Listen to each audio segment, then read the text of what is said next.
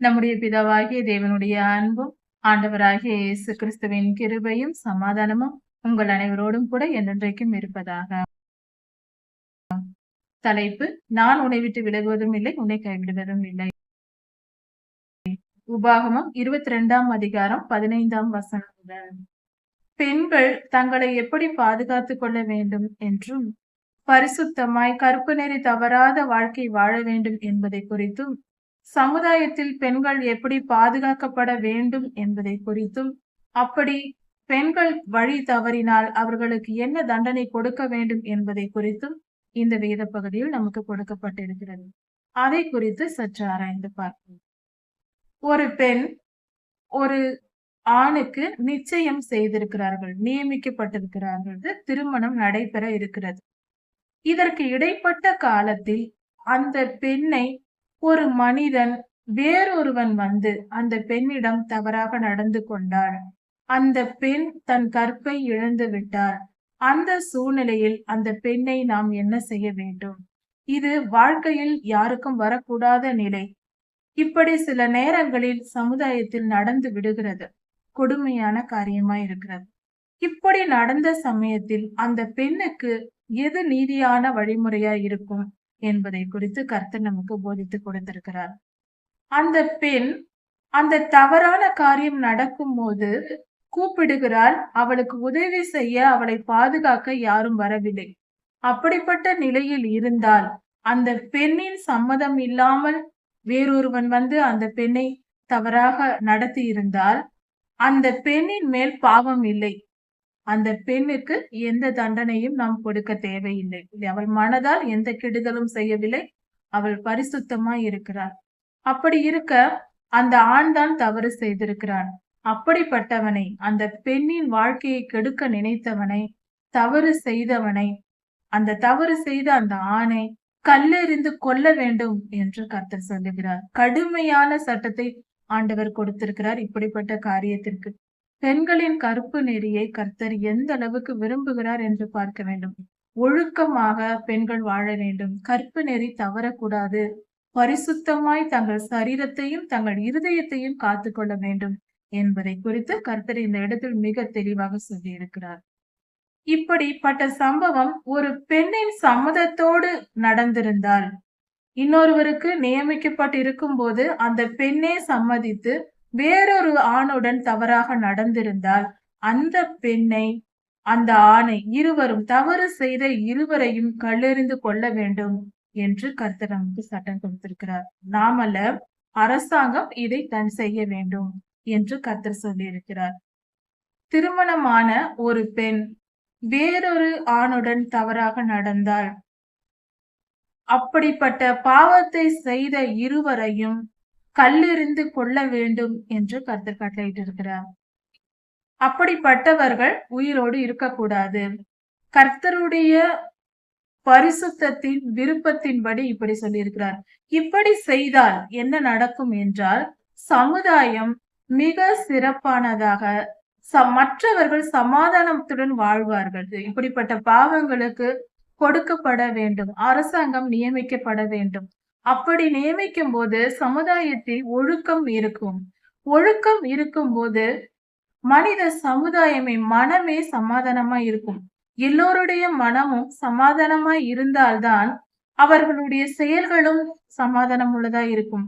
பலவித பண ஆசையினால் ஏற்படுகிற பலவிதமான பாவங்களும், சமுதாய சீர்கேடுகளும், தீவிரவாதங்களும், கொள்ளை நோய்களும், பயங்கரங்களும், இயற்கை பேரழிவுகளும் எல்லாவற்றிற்கும் காரணம் இந்த மனித இருதயத்தின் பரிசுத்தமே.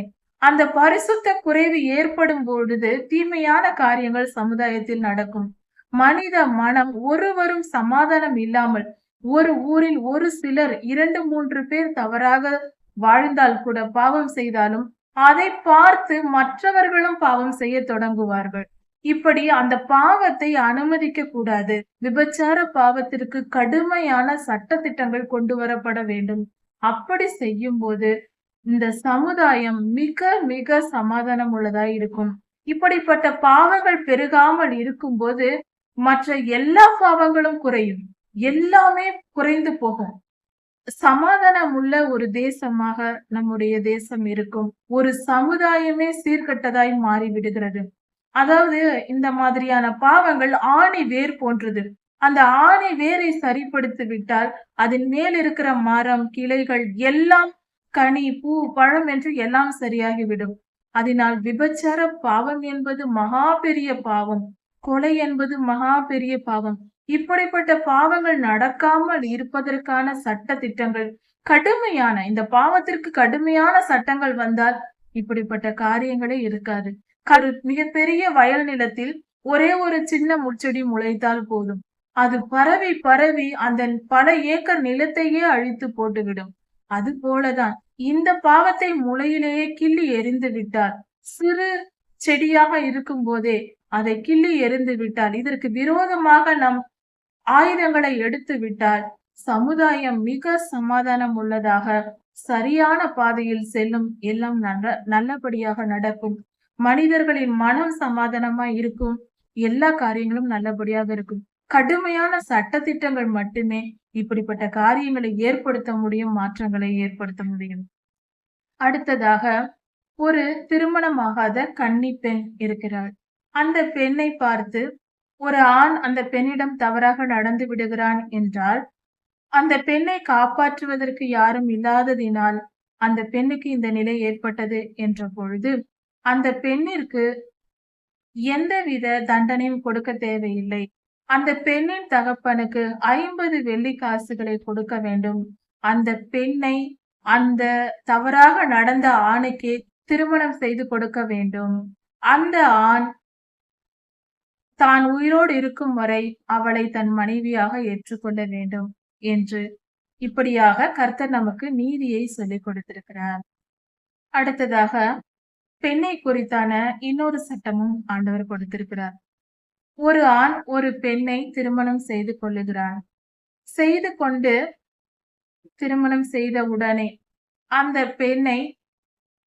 அந்த பெண்ணை பற்றி வீண் பழி சுமத்துகிறான். அந்த பெண் பரிசுத்தமானவள் அல்ல என்று சொல்லும் போது அவள் பரிசுத்தமானவள் என்பது கண்டுபிடிக்கப்பட்டால், அப்பொழுது அந்த பெண்ணின் மேல் வீண் பழி சுமத்தியதற்காக அவனுக்கு தண்டனை கொடுக்கப்பட வேண்டும். அந்த பெண்ணையோ அவன் காலம் முழுவதும் உயிரோடு இருக்கும் வரை தன் மனைவியாக ஏற்றுக்கொள்ள வேண்டும். அந்த பெண்ணின் மேல் வீண் பழி சுமத்தியதற்காக அந்த தகப்பனுக்கு 100 வெள்ளி காசுகளை நஷ்ட ஈடாக கொடுக்க வேண்டும். கெட்ட பெயர் ஏற்படுத்தியதற்காக நஷ்ட ஈடாக கொடுக்க வேண்டும் என்று கர்த்தர் சொல்லியிருக்கிறார். அல்லது இப்படிப்பட்ட காரியத்தில் ஒரு ஆண் ஒரு பெண்ணை திருமணம் செய்து கொண்ட பின்பு அந்த பெண் பரிசுத்தமானவள் இல்லை என்று சொல்லுகிறான். அப்பொழுது அவர்கள் பெரியவர்கள் வந்து அந்த ஆண் சொல்வது உண்மை என்று நிரூபிக்கப்பட்டால், அந்த பெண் தன் தகப்பன் வீட்டில் தவறாக நடந்திருக்கிறாள், திருமணத்திற்கு முன்பே தவறான வாழ்க்கை வாழ்ந்திருக்கிறாள் என்று கண்டுபிடிக்கப்பட்டால், அந்த பெண்ணை கல்லெறிந்து கொள்ள வேண்டும். தன் தகப்பன் வீட்டிலேயே அவள் பாவம் செய்திருக்கிறாள், திருமணத்திற்கு முன்பே தவறு செய்திருக்கிறாள் என்று நிரூபிக்கப்பட்டால், இதை நன்றாக ஆராய்ந்து செய்ய வேண்டும். அப்படி அவள் நிரூபிக்கப்பட்டால், அந்த பெண்ணின் மேல் குற்றம் நிரூபிக்கப்பட்டால் அவளை கல்லெறிந்தே கொள்ள வேண்டும், உயிரோடை வைக்கக்கூடாது என்று கடுமையான சட்டத்திட்டங்களை கர்த்தர் கொடுத்திருக்கிறார். இதிலிருந்து கர்த்தர் கற்பு நெறி தவறாத வாழ்க்கை மனிதர்கள் வாழ வேண்டும்.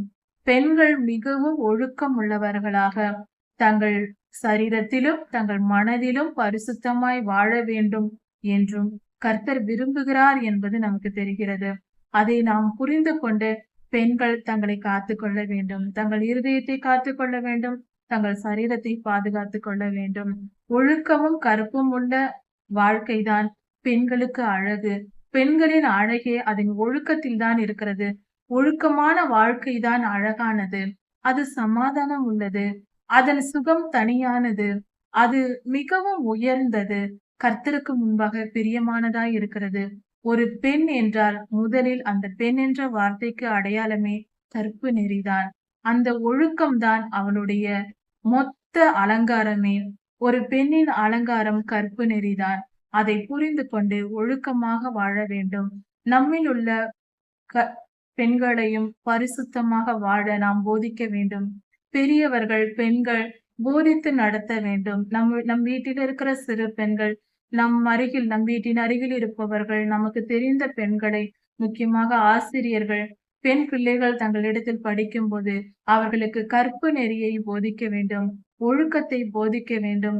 ஒழுக்கமான வாழ்க்கையே உயர்வானது.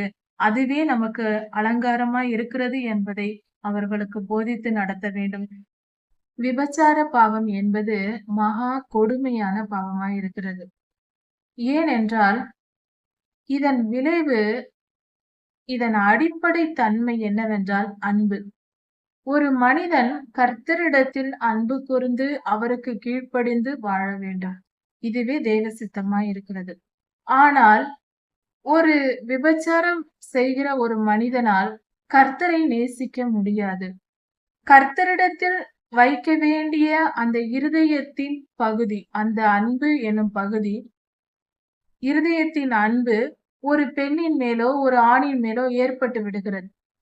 இதனால் அந்த வேறொரு மனிதன் மேல் ஏற்படும் பொழுது, அந்த அன்புக்குரிய இடம், கர்த்தர் இருக்க வேண்டிய இடத்தில் அந்த மனிதன் இருப்பான், அந்த மனுஷி இருப்பாள்.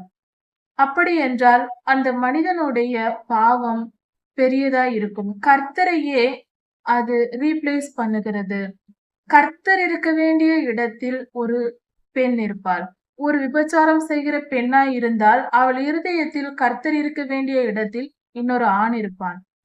இப்படிப்பட்ட கர்த்தரையே இடம் மாற்றி கர்த்தர் இருக்க வேண்டிய இடத்தில் அந்த மனிதர்களை வைத்து நிரப்புவது சாத்தானின் தந்திரம். விபச்சாரம் என்பது மகா கொடுமையான பாவம். இதை பொல்லாத ஆவிகளை செய்ய தூண்டுகின்றன. மனிதனின் இருதயத்தில் இச்சைகள் தோன்றும். அந்த இச்சைக்கு இடம் கொடுத்தால் பொல்லாத ஆவிகள் அந்த இச்சையை தூண்டும். இச்சை பாவம் அல்ல. அந்த இச்சை வந்த பின்பு நம் இருதயத்தில் இச்சை இருந்தால் சாத்தான் வந்து அந்த இச்சையை பயன்படுத்தி இவனுக்கு இவள் மேல் இச்சை இருக்கிறது, உடனே அவளை பற்றி தவறான போதனைகள், அதாவது ஒரு ஆண் இருக்கிறான், அவன் இருதயத்தில் இச்சை இருக்கிறது என்றால் அந்த ஆணின் இருதயத்தில் பொல்லாத ஆவிகள் வந்து போதிக்கும். அவள் பார் எவ்வளவு அழகாய் இருக்கிறாள், அவள் எவ்வளவு அழகாய் உடுத்தி இருக்கிறாள், அவள் எவ்வளவு திறமையானவளாய் இருக்கிறாள் என்று அந்த பெண்ணை பற்றி புகழ்ந்து பேசி பேசி இந்த மனிதனின் இருதயத்தில் ஒரு பெரிய கற்பனை தோற்றத்தை உண்டாக்கிவிடும். இது உண்மையாய் நடக்கிற நிகழ்வு, இது கற்பனை அல்ல. அப்படி அந்த பெண்ணை பற்றி பேசி பேசி அந்த பெண்ணிற்கு எதுவும் தெரியாது. ஆனால் அவள் பெரிய எல்லாம் தெரிந்தவள் போல அவளை பற்றி இந்த பொல்லாத ஆவிகள் இவனின் இருதயத்தில் பேசும். இந்த இருதயத்தின் நினைவுகளை எல்லாம் இவன் நம்பிக்கொண்டு இருப்பான். ஏனென்றால் அவனுக்கு ஏற்கனவே இச்சை இருக்கிறது. நம்பி அந்த பெண்ணை நேசிக்க தொடங்குவான். கர்த்தர் வைக்க வேண்டிய இடத்தில், தன் இருதயத்தில் உயர்ந்த நிலையில் கர்த்தரை வைக்க வேண்டிய மனிதன் ஒரு பெண்ணை, சாதாரண ஒரு மனித பெண்ணை வைத்திருப்பான். அவளை மிக உயர்வாக நினைப்பான். இதன் விளைவு அவளை அதிகமாய் நேசிப்பான். அவள் என்ன சொன்னாலும் அதையெல்லாம் செய்ய இவன் ஆயத்தமாய் இருப்பான். உனக்காக நான் ஜீவனையும் தருகிறேன் என்பான். இது எப்படிப்பட்ட அடிமைத்தனம், எவ்வளவு பெரிய முட்டாள்தனம்! உனக்காக நான் உயிரை கொடுப்பேன் என்று ஆணோ பெண்ணோ சொன்னால் அது அவனை விட முட்டாள் உலகத்தில் எங்குமே இல்லை. ஒரு பெண்ணிற்காக, ஒரு ஆணிற்காக உயிரையும் கொடுக்க துணிகிறாய் என்றால் உன் கண்கள் திறக்கப்பட்டிருக்கிறதா? உன் கண்ணில் பார்வை இருக்கிறதா? எவ்வளவு பெரிய பாவமாயிருக்கிறது! எவ்வளவு பெரிய முட்டாள்தனம் இது! மனிதன், ஒரு மனிதன் இன்னொரு மனிதனுக்கு அடிமையாவது என்பது முட்டாள்தனம் இல்லாமல் எப்படி? அது பரிசுத்தமா? அன்பே அல்ல. அன்புக்கும் இதற்கும் சம்பந்தம் அல்ல. இது ஒரு வித வெறித்தனம். அது ஒரு மகா பாவம். இது முழுவதும் பிசாசின் செயலே அன்றி மனித செயல் அல்ல. மனிதனின் விருப்பமோ, மனிதனின் காதலோ, மனிதனின் அன்போ, மனிதனின் பாசமோ அல்ல. முழுவதுமாக பொல்லாத பிசாசின் வேலைதான். ஒரு மனிதனுக்கு இன்னொரு மனிதனை அடிமைப்படுத்துகிற தந்திரம் அவனுக்கு தான் தெரியும். முழுக்க முழுக்க சாத்தானின் செயலாய் இருக்கிறது. இதை குறித்து இன்னும் அடுத்த செய்திகளில் பார்க்கலாம். கர்த்தர் உங்களை ஆசீர்வதிப்பாராக. மாரநாதர்.